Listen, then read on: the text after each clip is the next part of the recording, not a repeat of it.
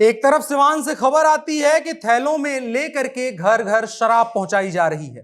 दूसरी तरफ एक शराबी का वीडियो वायरल होता है जो चौराहे पर खड़े होकर के कह रहा है कि मैं नरेंद्र मोदी बोल रहा हूं, या तो शराब बंद कर दें नीतीश कुमार या इस्तीफा दे दें। तो वहीं तीसरी तरफ और उसी दिन यह खबर आती है कि अब शराब से लदे वाहनों को पकड़ने के लिए बिहार की 6 चेक पोस्टों पर एचडी सीसीटीवी कैमरे लगवाए जाएंगे। एचडी यानी हाई डेफिनेशन, यानी अधिक गुणवत्ता और साफ सुथरी वीडियो आएगी, जिससे अब पहचानने में आसानी हो कि शराब ले जाने वाली ट्रक का कट आ रहा है या नहीं, ताकि कार्यवाही करने में आसानी हो सके। बिहार सरकार और मद्य निषेध विभाग का यह फैसला स्वागत योग्य है। इससे फिल्टर किया जा सकेगा कि इन पर कार्यवाही करनी है या नहीं, क्योंकि कभी कभार पुलिस भावुकता में आकर के इधर उधर भी कार्यवाही कर सकती है और पसंदीदा लोगों पर भी गाज गिर सकती है। जी बिल्कुल, आज हम बिहार के शराबबंदी की त्रिकोण वाली खबरों के बारे में बात करेंगे। ज्यामिति कमजोर रही है लेकिन त्रिकोण समझ में आता है, इसलिए 3 कोनों पर रखेंगे इन तीनों घटनाओं को, खबरों को, और बीच में रखेंगे बिहार, बिहार सरकार, बिहार की जनता, मद्य निषेध विभाग, पुलिस प्रशासन और सर्वकालिक महान फैसला शराबबंदी। आइए कार्यक्रम में चलते हैं। मेरा नाम अनुराग मिश्रा है और ये जनता जंक्शन शो है। जब मैंने फैसला सुना कि अब बिहार में 6 चेक पोस्टों पर एचडी सीसीटीवी कैमरे लगेंगे तो मेरी खुशी का ठिकाना नहीं रहा। उसकी वजह यह है कि बिहार सरकार कम से कम मान रही है कि पिछले 5 से 6 सालों में बॉर्डर से जानबूझकर ढील दी जा रही थी ताकि बिहार में शराब आसानी से आ सके। नहीं तो एचडी सीसीटीवी कैमरा लगाने का विचार शराबबंदी जैसा सर्वकालिक महान विचार नहीं है। यह कभी भी किसी के भी दिमाग में एक अच्छे टाइम में आ सकता है, लेकिन आ जाना और यह फैसला लिया जाना यह दर्शाता है कि अब सरकार सीरियस है और वो अब सीरियसली शराबबंदी लागू करना चाहती है। अभी तक जो हुआ सो हुआ, भूल चूक माफ करके नए सिरे से शराबबंदी लागू की जाएगी, जिससे कि बिहार में झोला भर के ब्रांडेड शराब की बोतलें गली गली में डिलीवर नहीं की जाएंगी। यह आज का पहला कोण था और अब दूसरे कोण की बात करते हैं। बात आई है झोला भर के शराब बांटने की, तो एक खबर इसकी भी है, वो भी बता देते हैं। यह मामला सिवान का है कि एक वीडियो इंटरनेट पर वायरल है जिसमें एक झोला उलटते हुए एक आदमी दिख रहा है और उसमें दिखने में यही लग रहा है कि 250 ग्राम वाली बोतलें 30-40 की संख्या में गिर रही हैं। सिवान में संभवतः शराबबंदी के अलग कानून लागू हैं, इसलिए शराबबंदी कानून का दूसरे तरीके से पालन किया जा रहा है। वहां कोई शराब खरीद नहीं रहा है, बल्कि घर घर शराब पहुंचाई जा रही है, जिससे कानून का पालन भी हो रहा है और आपूर्ति में बाधा भी नहीं पहुंच रही है। खैर, खबर यह मिली है कि दोनों तस्करों की आसपास के जिम्मेदार नागरिकों ने पिटाई कर दी। उसके बाद पुलिस ने दोनों को गिरफ्तार कर लिया और शराब अपने कब्जे में ले ली, जिससे अब शराब बाहर नहीं बटेगी।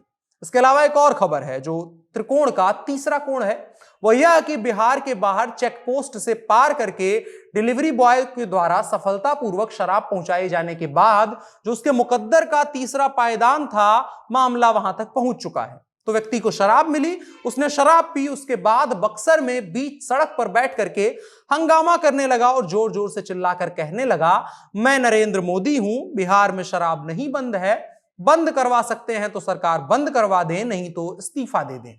संभवतः वो भी अरविंद केजरीवाल की तरह परेशान हो गया होगा और वो भी चाह रहा होगा कि सरकार जो कह रही है वह कर भी दे, वो भी परेशान है।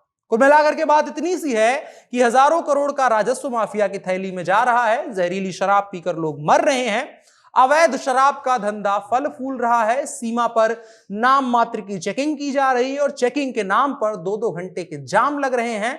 आम आदमी परेशान हो रहा है और इन तमाम चीजों के बावजूद भी शराब बिहार में बेधड़क आ रही है और धड़ल्ले से बट रही है। और इसके साथ साथ एक और बात है, 12 करोड़ की आबादी वाले बिहार में शराबबंदी को सफल बनाने और उसकी सूचना लेने के लिए कुल मिलाकर के 10 फोन लाइन उपलब्ध हैं अब तक। यानी 1.2 करोड़ आबादी पर एक फोन है जिस पर 1.2 करोड़ लोग शिकायत कर सकते हैं। यहां पर शराब मिल रही है और अब की ये तमाम बातें सरकार तक और प्रशासन तक पहुंचा सकते हैं।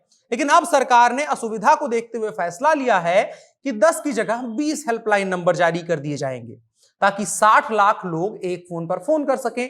1 करोड़ से ज्यादा फोन अगर एक ही फोन पर आने लगेंगे तो सारी सूचनाएं ठीक ठाक ढंग से दर्ज नहीं की जा सकेंगी और सारी शराब नहीं पकड़ी जा सकेगी। ये दोनों फैसले स्वागत योग्य है और इनके जरिए हम उम्मीद करते हैं कि बिहार में शराबबंदी बेहतर ढंग से लागू की जाएगी और बेहतर बिहार बनेगा। बाकी सरकार से दरख्वास्त है कि अन्य मुद्दों की तरफ भी इसी तल्लीनता और गंभीरता के साथ देखा जाए और इस बात को समझने की कोशिश की जाए कि बिहार में और भी समस्याएं मूर्धन्य समस्या बनकर के खड़ी हैं। शराबबंदी से भी ज्यादा बड़े बड़े फैसले सरकार को लिए जाने बाकी हैं, जो पिछले कई दशकों से पेंडिंग में रखे हुए हैं। उम्मीद करते हैं अगर सरकार की नजर उस तरफ भी फिरती है तो बेहतर रिजल्ट आने की उम्मीद है और बेहतर बिहार भी बन सकेगा। इस खबर को लेकर के और कार्यक्रम को लेकर के आपकी क्या राय है कमेंट बॉक्स में बता सकते हैं, और इस साथ साथ अगर कार्यक्रम पसंद आता हो तो इसको साझा भी कर सकते हैं। आज की बड़ी खबर में इतना ही। अब बढ़ चलते हैं दिन के इन शॉर्ट्स की तरफ। पहला in short CDS Vipin Rawat की अंतिम यात्रा से जुड़ा हुआ। तमिलनाडु में हेलीकॉप्टर हादसे में मारे गए सीडीएस जनरल विपिन रावत और उनकी पत्नी मधुलिका का आज अंतिम संस्कार किया जा रहा है। जनरल रावत के अंतिम संस्कार में कई अन्य देशों के विदेशी सैन्य कमांडर भी शामिल हैं। श्रीलंका के उच्चायुक्त मिलिंडा मोरगोडा ने कहा कि बहुत बड़ी त्रासदी हो गई है।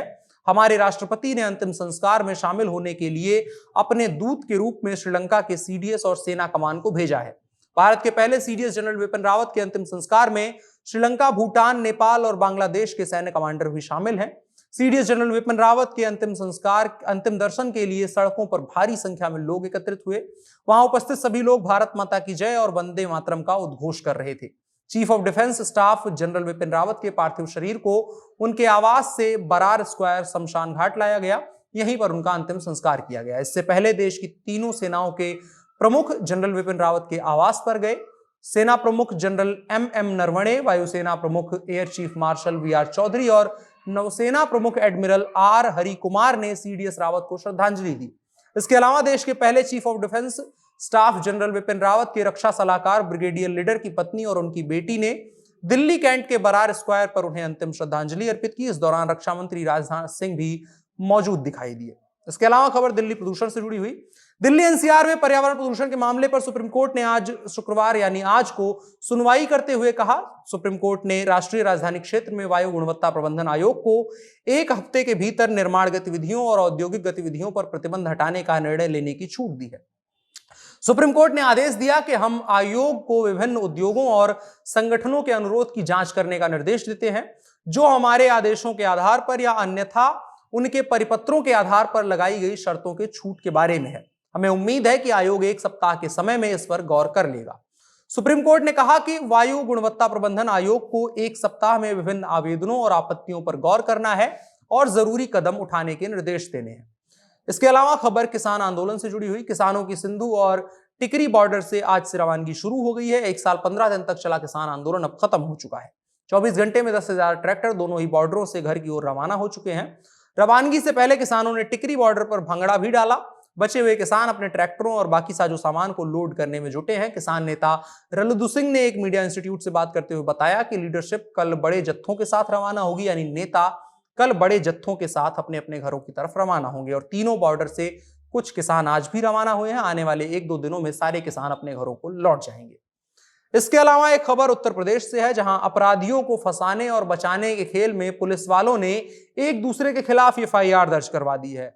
मामला लखनऊ से है। मामला लखनऊ का यह है कि वहां की crime branch crime investigation department यानी सीबीसीआईडी के एक इंस्पेक्टर ने दरोगा से 10 लाख रुपए की घूस की मांग करी किसी मामले में बचाने के लिए।